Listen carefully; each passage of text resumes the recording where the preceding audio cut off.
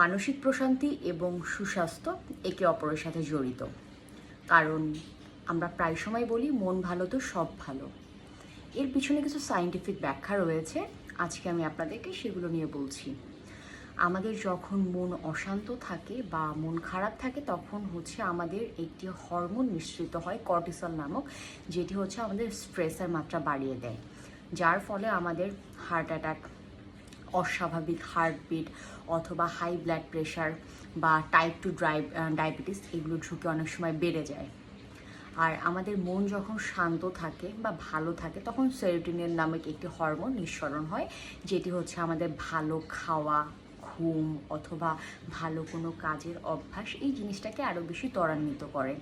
Dopamine আমাদের আনন্দ বা মনকে অনেক উজ্জীবিত রাখতে সাহায্য করে। সো আমাদের মন যখন ভালো থাকে তখন হচ্ছে আমাদের যে হ্যাপি হরমোনগুলো আছে এগুলো নিঃসরণ হয়।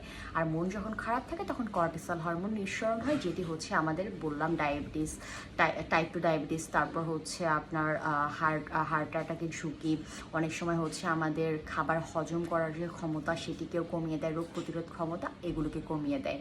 তাই সবসময় উচিত আমাদের মনকে ভালো রাখা এবং নিজেকে প্রফুল্ল রাখা। এই ছিল আজকের মতো, ধন্যবাদ।